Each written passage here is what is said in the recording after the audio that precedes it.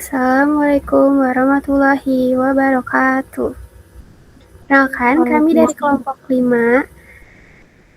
Pada kesempatan kali ini, kami akan mempresentasikan proyek UAS Sistem Informasi yang berjudul Digitalisasi Sistem Operasional Gerai Salsajus. Sebelumnya, perkenalkan nama saya Rini Azahra. Saya Reva Biba Andriani.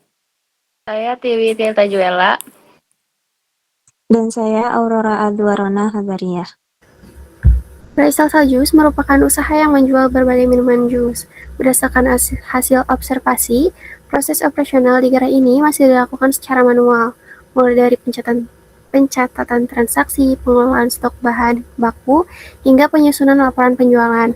Akibatnya, proses pelayanan menjadi lebih lambat dan beresiko terjadi kesalahan pencatatan. Oleh karena itu, kami merancang sebuah sistem informasi berbasis web yang dapat membantu seluruh proses operasional tersebut. Tujuan sistem ini adalah untuk mempermudah pengelolaan data, mempercepat prosesi transaksi, dan menghasilkan laporan penjualan secara otomatis. Dalam pengembangannya, kami menggunakan metode waterfall karena setiap tahapan dilakukan secara sistematis, mulai dari analisis, perancangan, implementasi, pengujian, hingga pemeliharaan. Selanjutnya, penjelasan mengenai rancangan sistem akan disampaikan oleh rekan saya, Reva. Baik, di sini saya akan menerangkan flowchart sistem informasi gerai Salsajus. Di sini kita membuat rancangan flowchartnya, ada perancangan sistemnya mulai dari login menuju dashboard. Di dashboard itu ada data penjualan, monitoring, data menu, data stok, transaksi, hingga laporan harian. Kemudian di transaksinya bisa tunai ataupun QRIS. Lanjut. Di sini ada IRD sistem gerai Salsajus. Di sini IRD diagram sistem gerai Salsajus. Ada admin, di admin itu ada ID admin, user, password, nama lengkap, no HP. Dan dari admin mencatat transaksi. Di transaksi itu ada ID transaksi, tanggal, metode bayar, total harga. Kemudian ada dari transaksi direkap menjadi laporan. Di laporan ada ID laporan, kemudian ada tanggal penjualan, keuntungan, kemudian ke detail transaksi. Di detail transaksi itu ada detail ID detail, jumlah, harga satuan, subtotal, ID menu. Kemudian dari detail transaksi menuju menu ada ID menu, nama menu, harga, total menu. Kemudian dari menu memiliki jumlah stok. Di jumlah stok itu ada ID stok, ID menu, nama bahan, dan jumlah stok. Mungkin itu saja penjelasan dari IRD-nya. Selanjutnya akan dijelaskan oleh Tiwi. Ya, terima kasih. Pada tahapan perancangan antarmuka, kami membuat 2 jenis desain. Yang pertama adalah low fidelity menggunakan balsamic. Tahap ini digunakan untuk merancang struktur tampilan sebelum sistem dikembangkan. Selanjutnya dibuat high fidelity, yaitu tampilan akhir sistem yang sudah menyerupai aplikasi sebenarnya. Pada dashboard ditampilkan informasi utama yang dibutuhkan pengguna, sedangkan pada halaman menu, admin dapat menambah, mengubah, maupun menghapus data menu dengan mudah. Dengan tampilan ini diharapkan sistem lebih mudah dipahami dan digunakan oleh pemilik usaha. Terima kasih. Dalam pengembangan sistem, kami juga membuat timeline pengerjaan mulai dari analisis kebutuhan hingga presentasi proyek. Selain itu, dilakukan estimasi biaya pengembangan. Karena menggunakan perangkat pribadi dari software open source seperti Laravel, Visual Studio Code, dan XAMPP, biaya yang dikeluarkan relatif kecil. Selanjutnya, kami akan memperlihatkan implementasi sistem melalui demo aplikasi. Yang pertama ada analisis kebutuhan. Analisis kebutuhan dilakukan pada minggu ke-1 dan minggu kedua. Dan yang kedua ada perancangan flowchart dan IRD. Ini dilakukan pada minggu kedua dan minggu ketiga. Dan yang ketiga ada perancangan database, yaitu dilakukan di minggu ketiga dan minggu keempat. Setelah itu ada perancangan antarmuka, dilakukan di minggu keempat dan minggu kelima. Setelah itu ada implementasi sistem, dilakukan di minggu kelima dan minggu keenam. Setelah itu ada penguji sistem, dilakukan di minggu keenam dan minggu ketujuh. Dan yang ketujuh ada penyusunan laporan. Ini dilakukan pada minggu ketujuh dan minggu kedelapan. Dan yang terakhir ada presentasi proyek yang dilakukan di minggu kedelapan. Selanjutnya ada estimasi biaya. Yang pertama ada estimasi pengembangan. Nah, yang nomor 1 ini ada laptop. Karena menggunakan perangkat pribadi, maka biaya pengembangannya Rp0. Dan yang kedua ada koneksi internet. Ini 100.000 untuk setiap bulannya. Sedangkan untuk Visual Studio Code, SMPP, dan Laravel serta Balsamiq ini Rp0. Setelah itu ada biaya pemeliharaan. Yang pertama ada backup database per bulan sejumlah Rp0. Yang kedua perbaikan bug Rp50.000 per bulan. Setelah itu yang terakhir ada pembaruan sistem yaitu Rp50.000 per bulan. Baik, selanjutnya kami akan menunjukkan fitur pengelolaan data menu stok bagian utama dalam operasional gerai salsa jus. Nah, di sini ada hasil aplikasi yang sudah dirancang oleh kita. Yang pertama ada halaman login sebagai sistem keamanan agar hanya admin yang dapat mengakses aplikasi. Setelah login berhasil, pengguna diarahkan ke dashboard.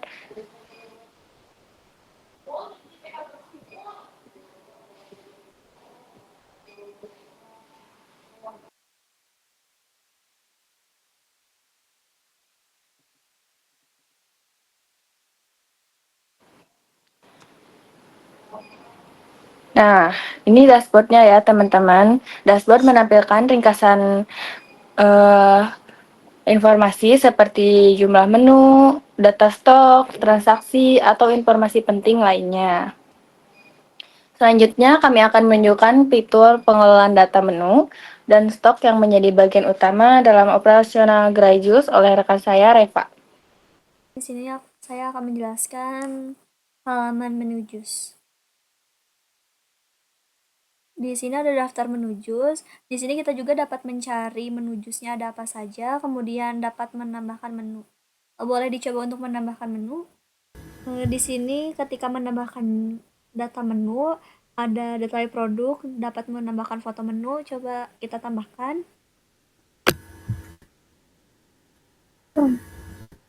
Kemudian ada bahan bakunya, nama menu, jus alpukat contohnya,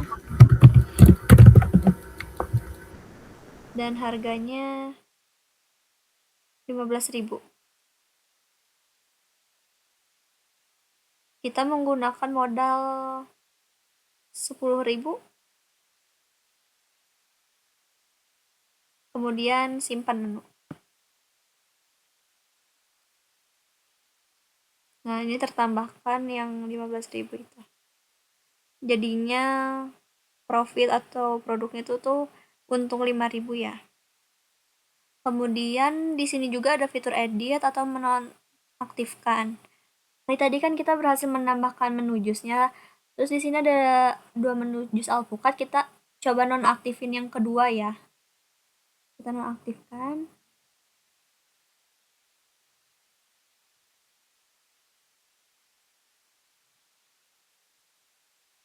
Nah, sudah menghilang. Kemudian ini kita coba fitur editnya. Kita ubah modalnya ya. Modalnya kita ubah menjadi 13.000. Kita untung 2.000. Kemudian kita lanjut ke bahan baku. Di bahan baku ini daftar bahan-bahan yang kita gunakan untuk membuat jus. Di sini juga sama, bisa menambahkan produk. Kita coba tambahkan produknya. Tambahkan bahan bakunya. Nama bahannya kita coba pisang. Harganya 5 kilo. Stoknya 5 kilo, maaf. Nah, untuk harganya per kilonya kira-kira 15.000. Kita simpan. Berhasil ditambahkan. Itu kalau kita coba hapus stok buah naga.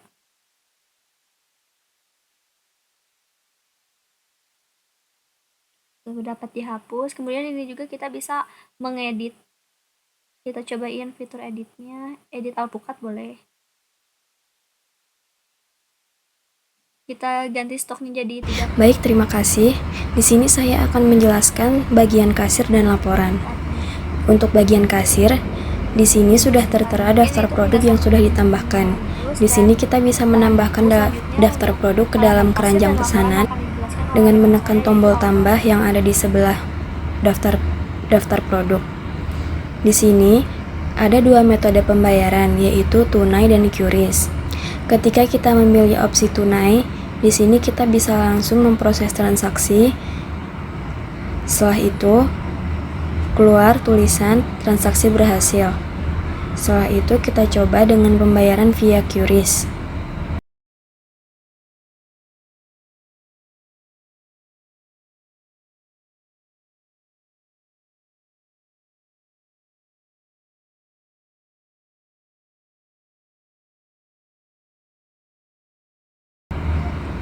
Di sini juga transaksi berhasil.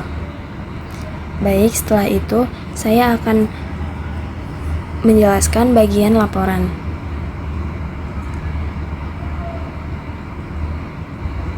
Untuk laporan, di sini yang pertama saya akan menjelaskan tentang filter periode laporan. Untuk filter periode laporan, di sini kita bisa melihat dengan cara memilih tanggal awal hingga tanggal akhirnya. Di sini saya mencoba untuk menggunakan tanggal 1 Juli hingga akhir Juli.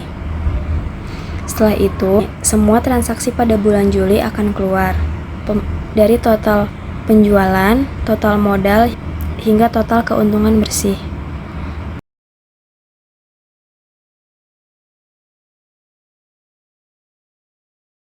Di sini juga keluar semua transaksi yang sudah dilakukan pada bulan Juli.